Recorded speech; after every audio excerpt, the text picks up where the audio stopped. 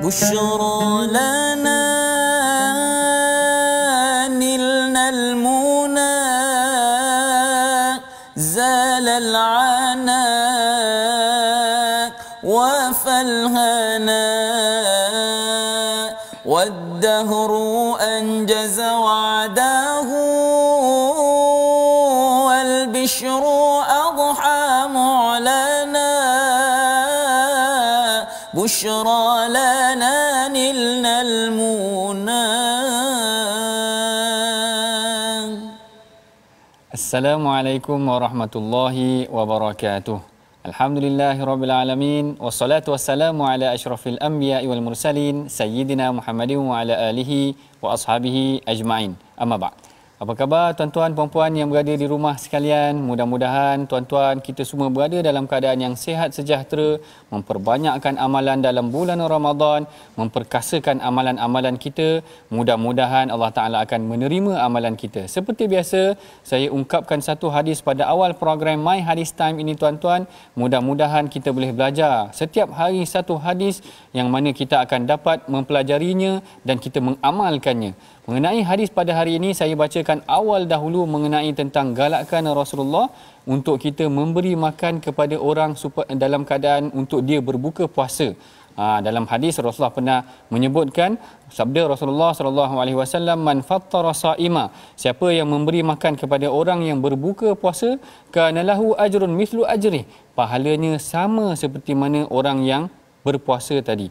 Kalau kita berikan makan berbuka puasa kepada pelajar Al-Quran, maka mudah-mudahan kita dapat pahala seperti pahala pelajar Al-Quran hafiz ni berpuasa ketika hari tersebut. Maknanya masya-Allah, mudah-mudahan kita akan mendapat pahala seperti mana pahala mereka berpuasa. Ini adalah seperti mana yang diungkapkan dalam hadis Nabi sallallahu alaihi wasallam. Baik, seperti biasa tidak asing lagi bersama dengan saya, Ustaz Husaini. Apa khabar? Sihat doktor. Doktor sihat? Alhamdulillah. Saya teringat tadi doktor kata bagi makan tu kan, saya teringat bila buat umrah kan bulan Ramadan dulu kan. Ada orang yang seorang dia cakap dia sedekah kurma, kata halal. Dia kata macam tu kan. Maknanya dia sedekah kepada orang yang nak berbuka puasa tersebut. Masya-Allah. Maknanya budaya memberi orang buka puasa tu hidup di sana. Ya, betul. Yang ni kita kena hidupkan tuan-tuan. Kalau boleh kita hari ni ada tak kita masak lebih sikit bagi jiran kita ke, bagi pada Ustaz Husaini sikit ke. Mudah-mudahan Allah Ta'ala akan memberikan kita rahmat dan keberkatannya. Baik, hari ini kita akan meneruskan lagi perbincangan kita mengenai tentang hadis. Kalau semalam kita dah cerita tentang perubahan kiblah, maka ada kaitan juga sedikit tentang topik pada hari ini. Tapi sebelum tu mari kita dengarkan dahulu bacaan yang akan disampaikan oleh Ustaz Husaini kita. Silakan Ustaz. Terima kasih. Assalamualaikum. Apa khabar tuan-tuan dan puan-puan? Semua sihat ke? Macam mana Ramadan? Okey, alhamdulillah. Dalam kita sibuk nak masak dan sebagainya, jom kita tengok sedikit mushaf kita, Suratul Baqarah ayat yang ke-150 halaman 23 insya-Allah. A'udzubillahi minasyaitanir rajim. وَمِنْ حَيْثُ خَرَجْتَ فَوَلِّ وَجْهَكَ شَطْرَ الْمَسْجِدِ الْحَرَامِ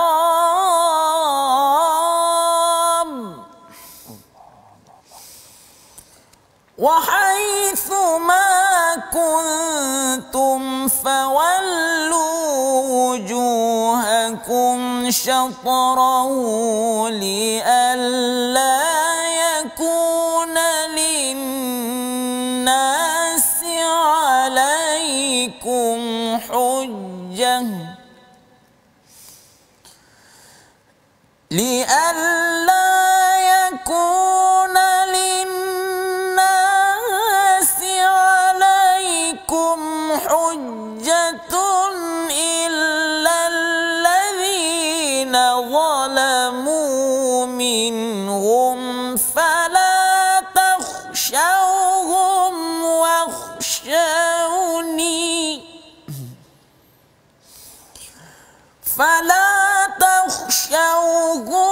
واخشوني ولأتم نعمتي عليكم ولعلكم تهتدون.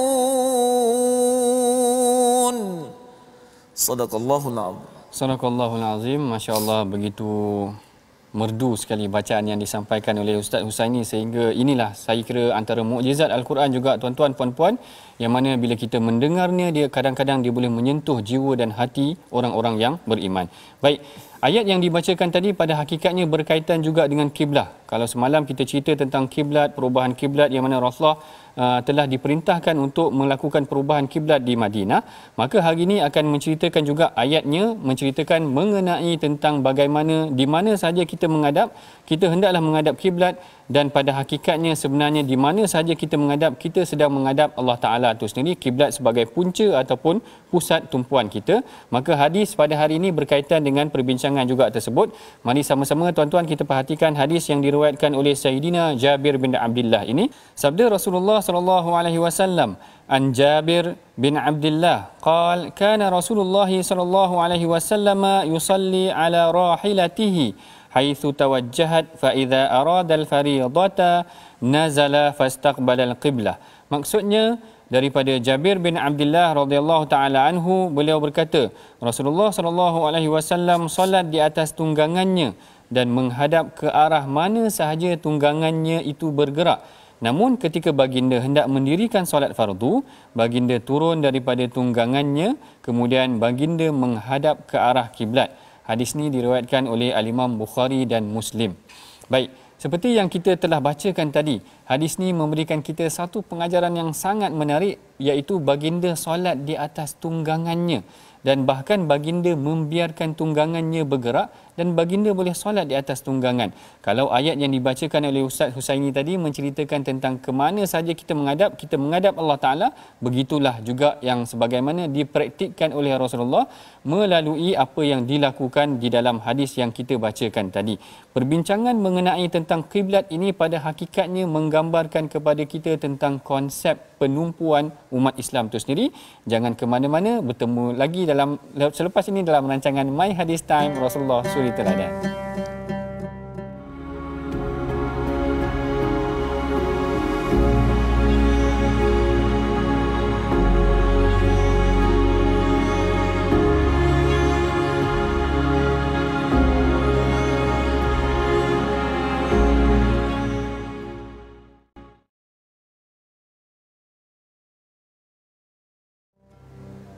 Alhamdulillah, kita bertemu sekali lagi.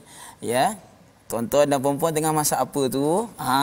Tak kiralah apa-apa tuan-tuan dan puan-puan yang tengah masak tu. Yang penting bila berbuka nanti kita makan dengan 3 biji kurma paling kurang. Ya, itu untuk antibody kita, dan itulah sunnah yang diamalkan oleh Rasulullah sallallahu alaihi wasallam. Sebentar tadi kita telah pun mendengar bacaan hadis yang telah dibacakan oleh Dr. Sanusi sebentar tadi, dan seterusnya kita nak kenal siapakah tokoh perawi yang meriwayatkan hadis sebentar tadi. Tokoh perawi tersebut adalah salah seorang sahabat Nabi sallallahu alaihi wasallam, iaitu Jabir bin Abdullah. Jabir bin Abdullah ini merupakan 7 orang sahabat yang terawal yang meriwayatkan hadis. Banyak hadis yang diriwayatkan oleh Jabir. Dan seterusnya Jabir juga, ya doktor, merupakan salah seorang sahabat yang menghafal Al-Quran, doktor. Masya-Allah. Mana ketika kecilnya tu dididik oleh Nabi sallallahu alaihi wasallam dengan ilmu agama sehingga dapat menghafal Al-Quran 30 juzuk, masya-Allah. Masya-Allah. Hari ini perawi kita seorang yang sahabat yang sangat hebat. Mari sama-sama tuan-tuan kita perhatikan slide kita mengenai tentang Jabir bin Abdullah, iaitu beliau adalah antara sahabat yang banyak meriwayatkan hadis Nabi sallallahu alaihi wasallam. Malah ayahnya Abdullah bin Amru adalah seorang yang pernah ataupun telah pergi ke perang Uhud dan syahid dalam medan Uhud. Dan yang ketiganya, Rasulullah sering mengambil berat mengenai urusan Jabir. Baik, yang ketiga ni agak menarik kerana pada hakikatnya dia berkaitan dengan poin yang nombor 2 tu. Poin yang nombor 2 tu menceritakan mengenai tentang ayahnya yang syahid. Bila dia syahid dalam medan perang, pada hakikatnya Jabir nak pergi tapi tak boleh pergi perang kerana dia masih lagi muda. Lalu ayahnya syahid dalam perang Uhud.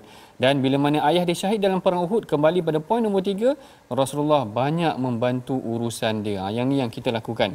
Kalau kawan-kawan kita berada dalam keadaan yang kesukaran, ayah dia meninggal, dia memerlukan bantuan, maka kita kena contohi Rasulullah. Inilah yang Rasulullah lakukan. Bila mana Jabir ayah dia meninggal, Rasulullah yang mengambil alih. Banyak sebenarnya kalau kita boleh kongsikan nanti hadis-hadis bagaimana Rasulullah membantu Jabir. Rasulullah membantu, Rasulullah banyak bertanya khabar kepada Jabir kerana Rasulullah bimbang sekiranya Jabir tinggal bersendirian, ayah dia sudah tiada, bagaimana dia menguruskan hidup dia. Ini kita kena mengambil pengajaran juga daripada tindakan Rasulullah tentang hubungan dia dengan Saidina Jabir ni tadi. Baik, masuk pada perbincangan kita pada hari ini iaitu mengenai tentang flexibility kiblah ataupun flexibility dalam ibadah. Kalau tuan-tuan perhatikan hadis tadi sangat menarik Ustaz Husaini, bagaimana Rasulullah SAW ni dia solat atas tunggangan dia. Tapi yang ni solat sunat lah. Solat sunat. Tapi bila mana dia nak solat fardu, Saidina Jabir kata Rasul akan turun dan Rasulullah akan menghadap kiblat. Jadi daripada hadis ni kita dapat satu gambaran yang menarik. Pada hakikatnya sebenarnya kiblat ni adalah point ataupun pusat penumpuan umat Islam sahaja. Berarti dia bukanlah perkara yang kita sembah. Kerana ada timbul keraguan Ustaz Husaini hari ini, ada orang kata kita sembah Kaabah dan sebagainya. Tapi kalau kita perhatikan tadi, Rasulullah duduk atas tunggangan dia, unta dia bergerak ke mana, dia solat lah. Kalau tak menghadap ke kiblat sana, maknanya tak bererti kita menyembah Kaabah.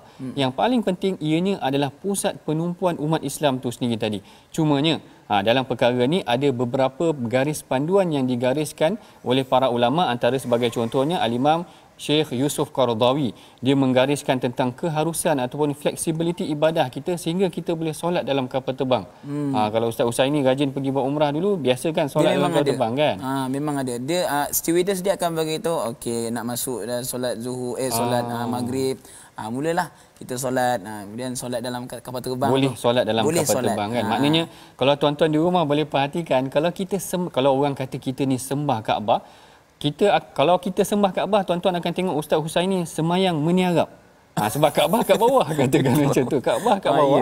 Sepatutnya kita kena semayang meniarap, tapi orang Islam tak sembah Kaabah.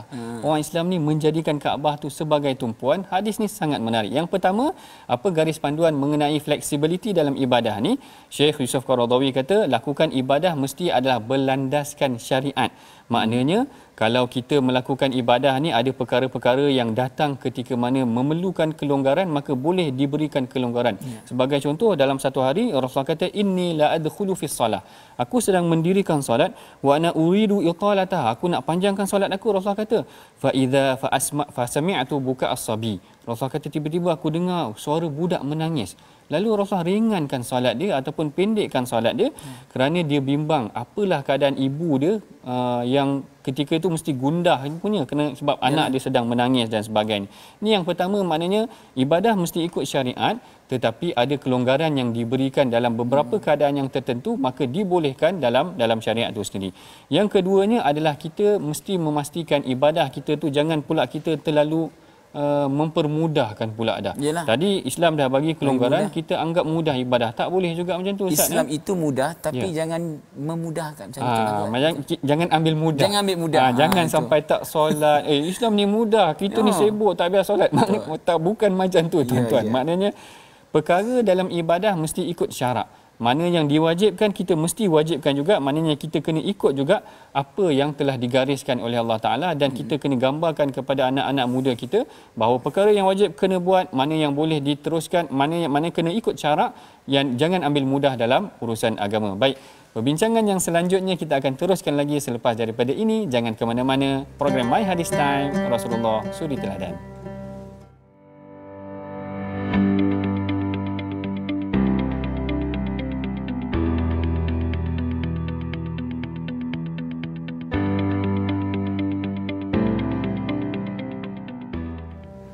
Bertemu kita lagi dalam pengajian mengenai hadis kiblat kita pada hari ini, yang mana perbincangan kita mengenai tentang fleksibiliti dalam urusan ibadah umat Islam, bagaimana Rasulullah sallallahu alaihi wasallam pernah solat di atas tunggangannya dan tunggangannya itu bergerak ke mana sahaja Rasulullah masih meneruskan solat.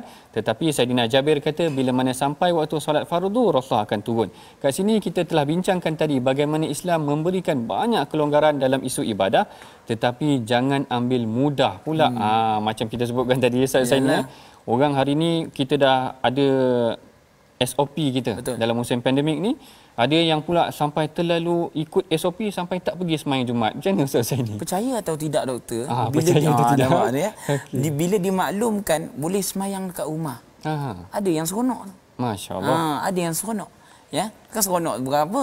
Ya, sebab kata kalau bila kata sembahyang Jumaat kena sembahyang di rumah. Kan ada yang kata dia mengambil peluang itu sebagai untuk tidak solat. Dan itu yang kita kata dalam Islam itu mudah, tapi jangan kita ambil mudah. Betul. Jadi benda begini sebenarnya banyak berlaku, dan bila mana masjid ataupun surau dah dibuka tak nak pergi pula. Dan itu yang menjadi masalah bila mana dah kekerapan itu berlaku, normalisasi itu berlaku. Dia menjadi satu titik hitam dan makin lama makin banyak. Masya-Allah. Dan dianggap benda itu dia akan jadi macam biasa. Itu yang kita tak nak. Itu yang kita nak kena jauhkan. Itu yang kita tak nak. Kita ada banyak flexibility ataupun kemudahan ataupun urusan yang boleh dipermudahkan dalam agama ni, tapi jangan mempermudahkan urusan agama. Kalau kita tengok waktu musim Covid ni, bukan ada di kalangan kita, memang kita solat pakai penutup muka Ustaz Husaini. Pada hakikatnya sebenarnya dalam hadis yang diriwayatkan oleh Al-Imam Abu Daud, ada larangan sebenarnya seorang lelaki itu daripada solat dalam keadaan menutup mulut. Hadis ni diriwayatkan daripada Saidina Abi Hurairah yang menyatakan anna Rasulullah sallallahu alaihi wasallam naha 'anis sadli fi shalah wa an yughatiya rajulu fa, iaitu Rasulullah sallallahu alaihi wasallam pernah melarang kita sadal, kita melabuhkan pakaian kita dalam solat. Begitu juga Rasulullah pernah melarang kita daripada an yughatiya rajulu fa. Rasulullah kata tak boleh tutup mulut ketika solat. Tetapi dalam musim pandemik, para imam sebagai contoh al-imam para pengkaji ataupun penyelidik, para ulama Azhar menyatakan bahawa tidak menjadi masalah dalam perkara yang sedemikian, kerana berlaku pandemik maka diberikan kelonggaran untuk kita melakukan salat dalam keadaan mulut tertutup. Yang kita perhatikan, kalau kita tengok hari ini pun ada frontliner kita. Betul. Yang bertugas pakai PPE suit tu satu hari. Macam mana dia orang nak solatkan agak sukar. Jadi ada sebahagian pandangan yang membolehkan mereka juga, maknanya ada di kalangan mereka yang ni adalah khusus untuk mereka, jangan tuan-tuan buat pula lepas daripada ni, iaitu mereka menggabungkan salat, iaitu salat secara jamak dan sebagainya, kerana atas kekangan mereka, iaitu mereka terpaksa, maknanya shift mereka daripada pagi sampai ke petang, kalau nak tanggal PPE suit susah, dan mereka terpaksa gabungkan solat mereka iaitu jamak secara sempurna dan sebagainya. Baik, yang ini kelonggaran dalam agama Islam, ada flexibility pengajaran daripada hadis yang kita bacakan pada hari ini. Baik, kita telah pun hampir sampai kepada penghujung rancangan. Mari sama-sama tuan-tuan kita perhatikan pengajaran dan resolusi yang boleh kita pelajari daripada hadis ini. Yang pertama, Islam memberikan kelonggaran dalam situasi yang tertentu seperti solat di atas kenderaan. Yang kedua, kita hendaklah menjelaskan kepada masyarakat tentang Islam ini adalah agama yang mudah, tetapi jangan mempermudahkan urusan agama. Dan yang ketiga, mengambil berat atas kesukaran yang dihadapi oleh setiap Muslim. Yang ini berkaitan tentang sahabat tadi yang Jabir kehilangan ayahnya, maka Rasulullah banyak ambil perhatian terhadap beliau. Baik, kita telah pun sampai pada penghujung rancangan. Seperti biasa, saya menyuruh kepada tuan-tuan, marilah kita sama-sama menyumbang kepada tabung gerakan Al-Quran, tabung yang akan memperkasa program-program pengajian Al-Quran dan hadis. Mudah-mudahan sumbangan tuan-tuan, puan-puan diberkati oleh Allah. Baik, mudah-mudahan bagi memberkati pengajian kita pada hari ini, kita dah banyak baca hadis, kita dah baca ayat Al-Quran, kita berdoa kepada Allah Ta'ala, mudah-mudahan Allah Ta'ala memberkati usaha kita, merahmati pengajian kita. Saya mempersilakan Ustaz Husaini untuk memimpin bacaan doa. Terima kasih doktor. InsyaAllah tuan-tuan dan puan-puan, ayuh kita sama-sama mengangkat tangan, berdoa kepada Allah Subhanahu Wa Ta'ala supaya Allah menjentik hati kita ini untuk kita menerus melakukan amal ibadat, khususnya dalam bulan Ramadan ini, dan seterusnya kita dapat berjumpa dengan malam Lailatul Qadar insya-Allah. A'udzu billahi minasy syaithanir rajim. Bismillahirrahmanirrahim. Alhamdulillahi Rabbil Alamin. Wassalatu wassalamu ala ashrafil anbiya'i wal mursalin wa ala alihi wa sahbihi ajma'in. Amin. Ya Allah, ya Tuhan kami memohon kepadamu ya Allah, jadikanlah kami hamba-Mu yang bersyukur kepadamu ya Allah. Kami tahu ya Allah, jika kami bersyukur Engkau akan tambahkan rezeki kami, dan jika kami tidak bersyukur ya Allah, Engkau akan datangkan bala dan azab yang pedih ya Allah. Ya Allah, ya Tuhan kami, jadikanlah Ramadan kali ini Ramadan yang terbaik buat kami ya Allah. Amin. Ramadan kali ini yang dapat menghubungkan hubungan silaturahim di antara kami ini ya Allah. Amin. Seterusnya yang paling besar ya Allah, menghubungkan kami dengan pencipta kami, iaitu Engkau ya Allah. Ya Allah, ya Tuhan kami, Engkau berilah kami peluang untuk bertemu ya Allah dengan malam Lailatul Qadar ya Allah. Amin. Ya Allah, ya Tuhan kami, Engkau Tuhan Maha Pengampun lagi Maha Pengasih. ربنا آتنا في الدنيا حسنة وفي الآخرة حسنة وقنا عذاب النار وصلى الله على سيدنا محمد وعلى آله وصحبه وسلم والحمد لله رب العالمين.